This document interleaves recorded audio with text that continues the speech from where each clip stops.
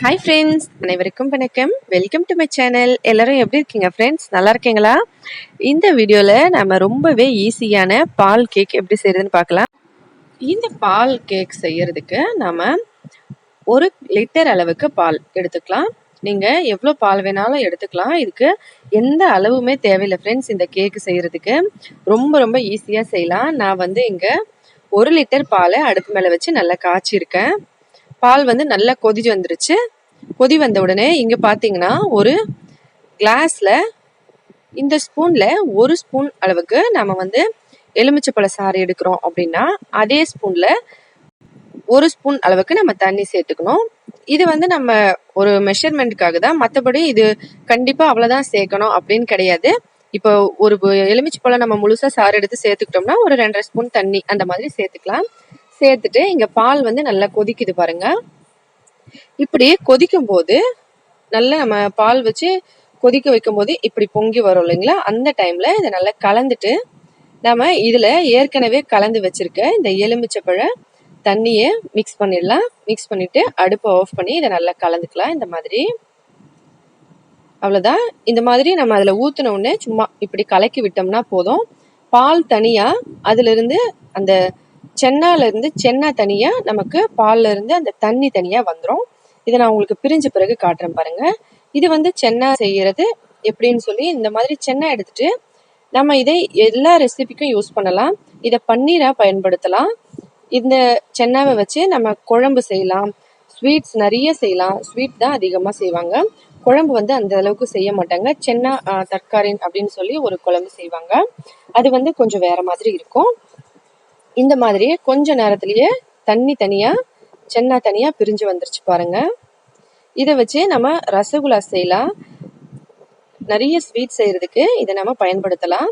இப்ப இந்த மாதிரி நல்லா தண்ணி தனியா அந்த பாலோட அந்த திரிஞ்சு வந்த பகுதி தனியா நின்றுச்சு. இப்ப இந்த மாதிரி ஒரு துணியை வச்சுட்டு அதுக்கு மேல இதை ஊத்திக்கலாம்.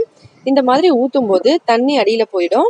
அந்த பால் மட்டும் திரிஞ்சு வந்திருக்கு இல்லைங்களா, அது மட்டும் இப்படி மேல நிற்கும். நம்ம இதை வச்சுதான் செய்ய போறோம். நீங்க ஒரு 1/2 லிட்டர் பால் இருந்தா கூட சரி ஃப்ரெண்ட்ஸ், ஃபர்ஸ்ட் ஒரு தடவை செஞ்சு பாருங்க. அதுக்கப்புறம் கண்டிப்பா உங்களுக்கு ரொம்ப ரொம்ப பிடிக்கும். நீங்க அதுக்கப்புறமா அதிகமா பால் வச்சு கூட செய்வீங்க. இதோட டேஸ்ட் உங்களுக்கு அவ்வளவு பிடிக்கும் பாருங்க. இப்ப இந்த மாதிரி ஊத்திட்டு கலந்துட்டு ஒரு ஸ்பூன் தண்ணியை வச்சு இந்த மாதிரி ஊத்திட்டு நம்ம நடுவுல ஸ்பூனை வச்சு ஒரு 2-3 தடவை இந்த பக்கம் அந்த பக்கம் தள்ளி விடலாம். மறுபடியும் தண்ணி ஊத்தி ஒரு 2 தடவை இந்த மாதிரி நல்லா கலந்து கழுவிக்கலாம். ஏன்னா நம்ம எலுமிச்சை பழம் சேர்த்தோம் இல்லைங்களா, அந்த எலுமிச்சை பழத்தோட புளிப்புத்தன்மை இது உள்ள நின்று இருக்கும். அதனால நம்ம அந்த எலுமிச்சை பழத்தோட சுவை வராம இருக்கிறதுக்கு, புளிப்பு சுவை வராம இருக்கிறதுக்கு நம்ம 2-3 முறை தண்ணி ஊத்தி இந்த மாதிரி நல்லா கழுவிக்கலாம். இப்படி ஊத்திட்டு ஸ்பூன்ல நல்லா இந்த மாதிரி அழுத்தி அழுத்தி விட்டோம்னா அந்த தண்ணியெல்லாம் வெளியே வந்துடும். இது மாதிரி ஒரு 2 தடவை இல்லைன்னா 3 தடவை செய்யலாம். அதுக்கப்புறமா நம்ம இந்த சென்னாவை அப்படியே எடுத்துக்கலாம். நம்ம இதை ரசகுல்லா செய்யணும்னா இதை அப்படியே புழிஞ்சிட்டு எடுத்துக்கலாம். பன்னீர் செய்யணும்னா நல்லா புழிஞ்சிட்டு இதை அப்படியே கட்டி அப்படியே வச்சுட்டு அதுக்கு மேல ஏதாவது ஒரு வெயிட்டான பொருள் வச்சோம்னா நம்ம பன்னீர் ரெடி பண்ணிடலாம். இது நம்ம ஸ்வீட் செய்யறதுக்கும் வேற ஏதாவது செய்யறதுக்கு பயன்படுத்துறதுக்கு நம்ம அப்படியே பயன்படுத்திக்கலாம். இப்போ கொஞ்ச நேரத்துல அந்த தண்ணி எல்லாம் புளிப்பு சுவை மொத்தமா வெளியில போயிடுச்சு. இப்ப நம்ம இதை அப்படியே புழிஞ்சிட்டு எடுத்துக்கலாம். இந்த மாதிரி இதை புழிஞ்சிட்டு ரொம்ப அதிகமா டைட்டா புளிய வேண்டி கிடையாது. இப்படி கொஞ்சமா புழிஞ்சு அந்த தண்ணி மொத்தம் வெளியே போனா போதும். அதுக்கப்புறம் இந்த சென்னாவை நாம அப்படியே எடுத்துக்கலாம். பாருங்க, பன்னீர் செய்யற மாதிரி இருந்தாதான் நல்லா கெட்டியா புழிஞ்சு அதுக்கப்புறம் அதுக்கு மேல வெயிட்டா ஒரு பாத்திரம் வைக்க வேண்டியிருக்கும். அப்பதான் நமக்கு அந்த ஷேப் மாதிரி வரும், பன்னீர் ரவுண்டாவோ இல்ல கட்டமாவோ. ஆனா இது நம்ம இந்த மாதிரி சும்மா அப்படி பிழிஞ்சிட்டு எடுத்துக்கிட்டா போதும். இப்ப இதை ஒரு பாத்திரத்துல மாத்திக்கலாம். அதுக்கு முன்னாடி நம்மளோட இந்த சேனல் உங்களுக்கு பிடிச்சிருந்தா நீங்க இது வரைக்கும் சப்ஸ்கிரைப் பண்ணலன்னா மறக்காம ப்ளீஸ் ஃப்ரெண்ட்ஸ் சப்ஸ்கிரைப் பண்ணிக்கோங்க. அதோட பக்கத்துல இருக்க பெல் பட்டனையும் பிரஸ் பண்ணிக்கோங்க. இதனால நம்மளோட எல்லா வீடியோஸையும் நீங்க மிஸ் பண்ணாம உடனே பார்க்கலாம். ஒரு பாத்திரத்துல நம்ம இந்த சென்னாவை கொட்டி எடுத்துக்கிட்டோம் பாருங்க. இதுல கொஞ்சமா சர்க்கரை, இனிப்புக்கு ஏத்த மாதிரி நீங்க சர்க்கரை சேர்த்துக்கலாம். சர்க்கரைக்கு பதில் வெல்லம் வேணாலும் சேர்த்துக்கலாம். இது நான் ட்ரெடிஷ்னலா எப்படி செய்வாங்களோ அதே மாதிரி செஞ்சு காட்டுறேன். இதுக்கு பேர் பாத்தீங்கன்னா சென்னா புடா அப்படின்னு சொல்லி சொல்லுவாங்க. இதை அடுப்புல செய்யும் போது அதோட டேஸ்ட் அவ்வளவு சூப்பரா இருக்கும் ஃப்ரெண்ட்ஸ். நாங்க கண்டிப்பா கூடிய சீக்கிரமே அதை ட்ரெடிஷ்னலாகவே அடுப்பில் எப்படி செய்வாங்கன்னு சொல்லி நாங்கள் உங்களுக்கு அப்லோட் பண்ணுறோம். இப்போ இதை கொஞ்சமாக சர்க்கரை சேர்த்துட்டு நல்லா கலந்துக்கலாம். இந்த மாதிரி பாருங்க, கலந்தோம்னா இந்த மாதிரி வந்துடும் நமக்கு. இதில் ட்ரை ஃப்ரூட்ஸ் உங்கள் விருப்பப்படி நீங்கள் எந்த ட்ரை ஃப்ரூட்ஸ் எவ்வளோ வேணாலும் சேர்த்துக்கலாம். சேர்த்துட்டு ஒன்றா எல்லாத்தையும் சேர்த்து இந்த மாதிரி நல்லா பிசைஞ்சுக்கலாம். அவ்வளோதான், வேற எதுவுமே பண்ண தேவையில்லை ஃப்ரெண்ட்ஸ். இது ரெடி ஆயிடுச்சு. வேற எந்த ஒரு மாவோ இல்லை வேற எதுவுமே நம்ம இதில் சேர்க்க தேவையில்லை. அடுப்பு மேலே இங்கே ஒரு தவா வச்சு நல்லா சூடு பண்ணியிருக்கேன், ஒரு பழைய தவா. இதுக்கு மேலே நம்ம இந்த மாதிரி ஒரு பாத்திரம் எடுத்துக்கலாம். சின்னதாக ஒரு டிஃபன் கிண்ணம் போல கூட நீங்கள் எடுத்துக்கலாம். அதில் அடியில் கொஞ்சம் எண்ணெய் இல்லைன்னா நெய் தடவிட்டு இதை எல்லாத்தையும் நம்ம இதுக்குள்ளே இப்படி வச்சிடலாம். இதை வந்து ட்ரெடிஷ்னலாக செய்யும் போது வாழை இலையில செய்வாங்க. அது வந்து முழுக்க முழுக்க வாழை இலை வச்சு நெருப்பு, அந்த நம்ம அடுப்புல நெருப்பு இருக்கும் இல்லைங்களா, அந்த நெருப்புல வச்சு செய்வாங்க. அது கண்டிப்பா கூடிய சீக்கிரமே நம்ம அப்லோட் பண்ணலாம். இப்போ இந்த மாதிரி அந்த பாத்திரம் ஃபுல்லா அதை வச்சுட்டு அதுக்கு மேல ஒரு சின்ன வாழை இலை இப்படி வச்சிடலாம். வாழை இலைய வச்சுட்டு அதுக்கு மேல இப்படி நல்லா கொஞ்சமா ப்ரெஸ் பண்ணிக்கலாம். அந்த இலைக்கு இப்படி இலையில வந்து நமக்கு அந்த கீழே இருக்க பகுதி வந்து இலையில படுற மாதிரி இப்படி தட்டி வச்சுக்கலாம். அதனால கொஞ்சம் வாழை இலை வாசனை வரும், ரொம்ப நல்லா இருக்கும். இந்த மாதிரி எல்லாத்தையும் வச்சாச்சு, அவ்வளோதான். இதை நீங்கள் மைக்ரோவேவ் ஓவன்லேயும் வச்சு செய்யலாம். ஒருவேளை உங்ககிட்ட ஓவன் இருந்தால் நீங்கள் ஓவன்லேயும் வைக்கலாம். ஆனால் ட்ரெடிஷ்னலாக இதை ஓவனில் செய்ய மாட்டாங்க. அடுப்பில் விறகு அடுப்பு வச்சு தான் செய்வாங்க.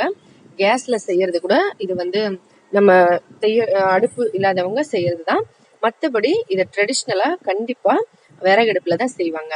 இந்த மாதிரி இந்த தவா ஏற்கனவே நம்ம சூடு பண்ணியிருந்தோம், அதுக்கு மேலே இதை வச்சுட்டு இப்படி மூடியை போட்டு வேக வைக்கலாம். கிட்டத்தட்ட ஒரு அரை மணி நேரம் இதை ஸ்லோவான மீடியம் ஃப்ளேமில் வச்சு நம்ம வேக வைக்கலாம். இது நல்லா வேகட்டும், அதுக்கப்புறம் நம்ம இதை எடுத்து பார்க்கலாம். பாருங்க, இந்த மாதிரி நல்லா மூடிக்கணும். உள்ளுக்குள்ளேயே அது வேகிற மாதிரி நம்ம இதை வச்சுக்கணும். இப்போ அரை மணி நேரம் ஆயிருக்கு. இதை ஓப்பன் பண்ணி பார்க்கலாம். பாருங்க, இப்போ இதை இலையை எடுக்கலாம், எப்படி இருக்குன்னு சொல்லி பார்க்கலாம்.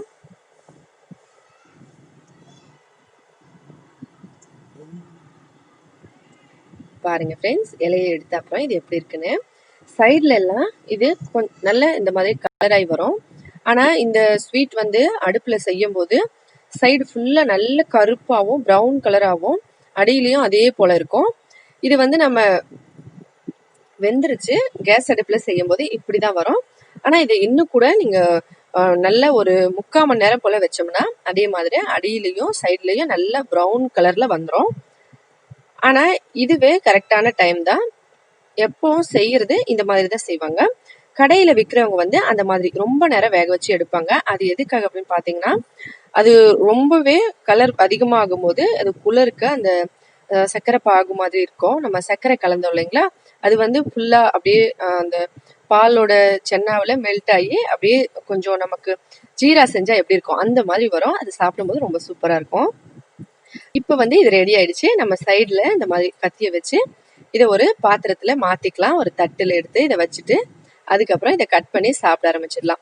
இதோட விலை பார்த்தீங்கன்னா 1 கிலோ 450 ரூபாய் ஃப்ரெண்ட்ஸ். ஒடிஷாவில் ஒரு சின்ன சின்ன பஜார்லலாம் கூட பார்த்தீங்கன்னா அவ்வளோ பெரிய பாத்திரம் வச்சு இதை ரொம்ப அதிகமாக ஒரு 10 கிலோ 15 கிலோ அந்த மாதிரி செஞ்சு விற்பாங்க. ஒரு 100 கிராம் 200 கிராம் அந்த மாதிரி இதை கட் பண்ணி விற்பாங்க. ரொம்பவே ஃபேமஸான ஒரு பிஸ்னஸ்னு சொல்லலாம் ஒடிஷாவில். அதை விட ரொம்ப ரொம்ப ஃபேமஸான ஒரு ஸ்வீட்டு. இது ரெடி ஆயிடுச்சு. இதை அப்படியே கட் பண்ணி சாப்பிடலாம். கண்டிப்பாக ட்ரை பண்ணி பாருங்க, உங்க எல்லாருக்குமே ரொம்ப ரொம்ப பிடிக்கும். எந்த மாவும் வேண்டாம், எந்த அளவும் வேண்டாம், ரொம்ப ஈஸியா இதை நீங்க செஞ்சிடலாம். எவ்வளவு சூப்பரான ஸ்வீட் பாருங்க. வெறும் பாலை வச்சு நம்ம செஞ்சிருக்கோம். வேற எந்த மாவுமோ இல்லை எண்ணெயோ எதுவுமே நம்ம சேர்க்கல. அவ்வளோ டேஸ்டியான ஒரு ஹெல்த்தியான ஸ்வீட்டு, ட்ரெடிஷ்னலான நார்த் இண்டியன் ஸ்வீட்டு சென்னா பொடா ரெடி ஆயிடுச்சு. கண்டிப்பா ட்ரை பண்ணி பார்த்துட்டு எப்படி இருந்ததுன்னு சொல்லி மறக்காம கமெண்ட்ஸ்ல சொல்லுங்க ஃப்ரெண்ட்ஸ். இதே போல இன்னும் பல புதுவிதமான டிஃப்ரெண்டான ரெசிபிஸ் ஸ்வீட்ஸ்லாம் தெரிஞ்சுக்கணுன்னா மறக்காம கமெண்ட்ஸ்ல சொல்லுங்க.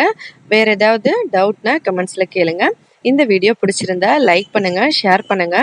மறக்காம நம்ம சேனலை சப்ஸ்கிரைப் பண்ணிக்கோங்க. மேலும் இதே போல இன்னும் பல புதுவிதமான வீடியோஸ் எல்லாம் பார்க்கறதுக்காக ஹெல்தியான ஃபுட்டை வீட்லேயே சமைச்சு சாப்பிட்டு ஹெல்த்தியாகவும் சந்தோஷமாகவும் இருங்க. சேஃபா இருங்க. வீட்ல இருந்து வெளியில வராதீங்க. இந்த நேரத்துல கடைகள்ல இருந்து வாங்கி சாப்பிடுற பொருளும், ஹோட்டல் ஃபுட்ஸும் அவாய்ட் பண்ணுங்க. ஹெல்தியா சந்தோஷமா இருங்க. நன்றி, வணக்கம்.